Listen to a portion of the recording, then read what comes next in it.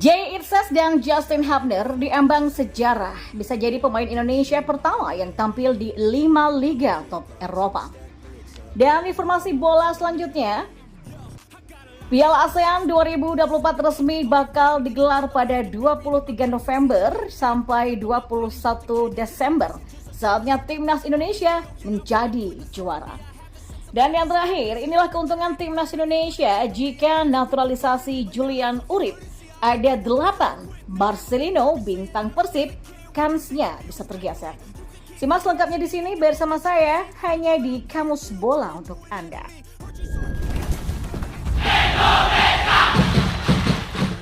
Ya, sejauh ini belum ada pemain berpaspor Indonesia yang berkarir di 5 liga top Eropa. Namun, Justin Hubner dan Jay Itzes berpotensi untuk mengakhiri penantian itu. Menyitak data dari UEFA, kompetisi yang masuk dalam daftar 5 liga top Eropa saat ini adalah Liga Inggris, Spanyol, Italia, Jerman, dan Prancis.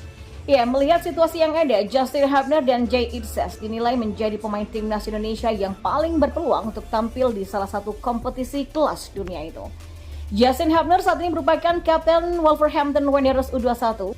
Dia merupakan andalan timnya di lini belakang selama mengarungi Premier League 2 2023-2024. Hubner tercatat sudah tampil sebanyak 12 kali dengan mengemas 4 gol. Catatan itu impresif mengingat posisinya yang merupakan seorang bek tengah. Ketenangan dan agresivitas Hubner di lini belakang bersama Wolves U21 mengantarkannya dipercaya untuk menghiasi skuad senior Wolves di Liga Inggris pada musim ini. Meski demikian, Hubner sejauh ini masih belum menjalani debut bersama tim utama Wolves. Andai mampu membuktikan diri dan terus tampil konsisten, maka bukan tidak mungkin Justin bakal segera memainkan laga pertamanya bersama Wolves di Liga Inggris atau Premier League. Di sisi lain, Jay Itzes juga berpeluang untuk tampil di Liga Top Eropa, terkhusus di Liga Italia atau Serie A. Pasalnya, bek tengah berdarah Belanda Indonesia ini saat ini tengah membela Venezia, tim yang tampil kuat di Serie B 2023-2024. Ya, Venezia untuk sementara menduduki peringkat 2 klasemen Serie B dengan koleksi 51 poin hingga kompetisi berjalan 27 pekan. Andai terus tampil konsisten, Jay Itzes dan Venezia punya kesempatan untuk promosi ke Serie A 2024-2025. Skenario tersebut akan menjadikan Jay sebagai pemain timnas Indonesia pertama yang bisa tampil di Liga Italia atau Serie A. Sebelum Justin Hubner dan Jay Itzes punya peluang tampil di salah satu 5 liga top Eropa, Jordi Amat memang sudah lebih dulu mencicipi atmosfer hebat tersebut. Namun, Jordi yang pernah berkarir di Liga Inggris dan Liga Spanyol saat itu masih berpaspor Spanyol. Sang bek tengah baru dinaturalisasi timnas Indonesia pada akhir 2022 lalu. Dan kita beralih ke informasi bola yang lainnya. Ya, Piala AFF yang kini bernama Piala ASEAN 2024 resmi bakal digelar mulai 23 November sampai 21 Desember 2024 mendatang. Timnas Indonesia sekali lagi bakal berusaha merengkuh trofi juara pertama sepanjang sejarah. Kamis 29 Februari, Badan Sepak Bola ASEAN AFF mengumumkan bahwa drawing pembagian grup Piala AFF 2024 akan dihelat pada 21 Mei 2024 mendatang bertempat di Hanoi, Vietnam. AFF juga meluncurkan logo baru yang terdiri dari 3 elemen grafis utama. Tenunan persatuan menunjukkan pola persilangan dari gumpalan padi, bahan pokok terpenting di kawasan ASEAN Tenggara, yang menjadi ikon utama dalam lambang Piala AFF 2024. Dirancang dalam 5 warna yang dibagikan oleh berbagai bendera negara-negara ASEAN, ini melambangkan kesatuan dan ikatan 12 anggota AFF yang disatukan dalam semangat persaingan mereka. Tulis Piala AFF.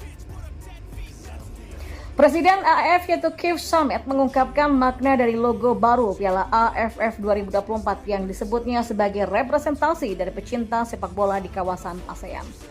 Logo baru ini kan memberikan identitas visual yang berbeda, bertujuan dan bermakna bagi Piala AFF 2024. Ya, antara lain ini mencerminkan semangat dan gairah para penggemar sepak bola ASEAN untuk turnamen sepak bola terbesar di ASEAN, ujarnya. Logo baru ini pun juga terus mencerminkan solidaritas yang tidak terpisahkan, semangat yang tidak kenal menyerah, keanekaragaman budaya dan gairah bersama untuk sepak bola di ASEAN, kata Keith Summitt. Juara bertahan Piala AFF adalah timnas Thailand yang mengalahkan timnas Vietnam dengan agregat 3-2 pada babak final dalam edisi 2022 silam. Sedangkan timnas Indonesia tersingkir di semifinal Piala AFF 2022 sebab tim berjulukan skuad Garuda itu kalah agregat 0-2 dari Vietnam. Thailand masih menjadi penguasa Piala AFF dengan jumlah 7 gelar, disusul timnas Singapura 4 trofi, Vietnam 2 gelar, dan timnas Malaysia 1 trofi. Sementara timnas Indonesia hanya mampu menjadi runner-up sebanyak 6 kali, terbanyak di Piala AFF namun nihil gelar. Dan di informasi bola selanjutnya dan sekaligus yang terakhir. Ya, keuntungan timnas Indonesia naturalisasi Julian Orip ada 8, Marcelino dan bintang Persib Bandung kans tergusur dan berikut ini adalah sebabnya. Dilansir dari tribunwau.com, muncul lagi pemain diaspora yang bisa dijadikan referensi PSSI untuk dinaturalisasi bergabung dengan timnas Indonesia. Ya, sosok pemain tersebut tidak lain adalah otak serangan asal Belanda, Julian Orip. Pemain asal AS Alkmaar ini punya darah keturunan Jawa. Lantas, apa saja keuntungan yang bisa didapatkan timnas Indonesia jika mampu menaturalisasi Julian Orip? Berikut adalah ulasan selengkapnya. Yang pertama adalah didikan Eropa. Ya, keuntungan pertama tentu saja berkaitan dengan rekam jejak Julian Orip sendiri. Dilansir dari Transfer Market, Julian Orip merupakan pemain asli jebolan AS Alkmaar. Sebelum masuk Akademi AS Alkmaar, tercatat Julian Orip pernah menimba ilmu di SV Jong Holland dan AFC Setivang periode sebelum tahun 2017. Barulah di tahun 2017 Julian Orip mampu bergabung dengan AS Alkmaar Junior. 5 musim dihabiskan Julian bersama AS Alkmaar Junior sampai dengan Juli 2022. Di tahun 2022 ia tercatat sukses promosi ke AS Alkmaar U17 kurun waktu Januari sampai dengan Juli 2022. Dan terkini pemain kelahiran Alkmaar Belanda itu tercatat memperkuat AS Alkmaar U18. Dan yang kedua adalah proyeksi jangka panjang. Yang kedua berkaitan dengan usia muda Julian yang tentu saja bisa dijadikan proyeksi jangka panjang timnas Indonesia. Sebagaimana diketahui, Julian merupakan pemain kelahiran Belanda 26 Oktober 2006. Di tahun 2024 bulan Oktober mendatang, usia Julian masih baru menginjak 18 tahun. Ini dapat diartikan timnas Indonesia dapat memasukkan namanya ke dalam proyeksi jangka panjang.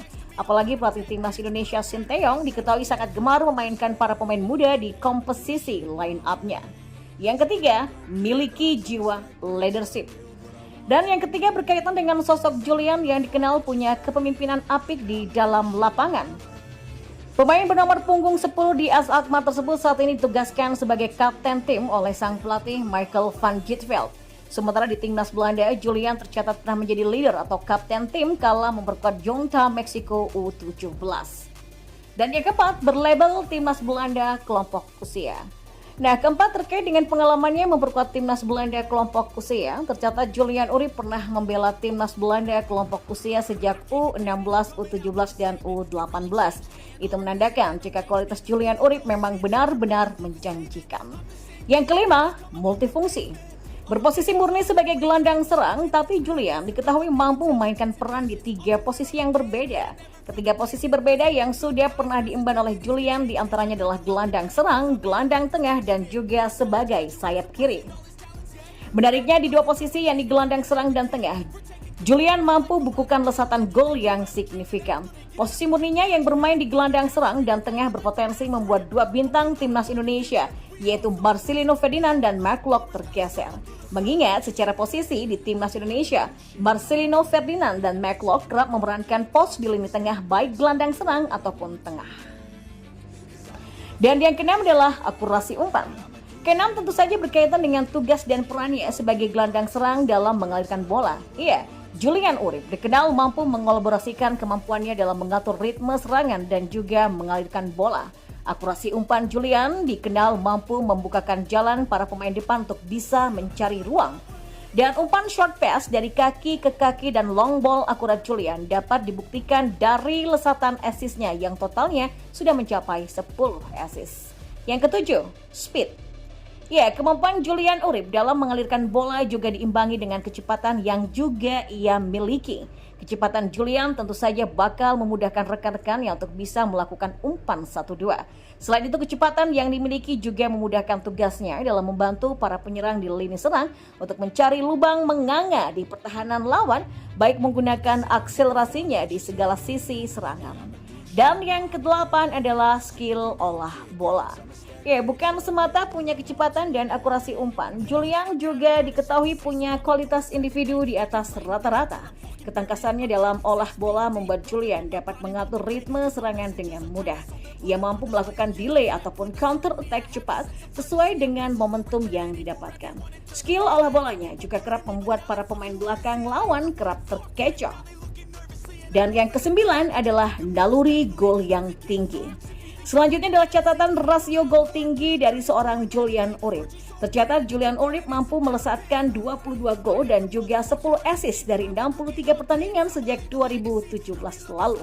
Ketika membela AZ Alkmaar U17, Julian mampu melesatkan 11 gol dan 5 assist dari 30 pertandingan. Catatan itu menjadi rapor terbaiknya sejauh ini, sementara saat membela AZ Alkmaar U18, Julian mampu mencatatkan 10 gol dan 30 assist dari 30 pertandingan.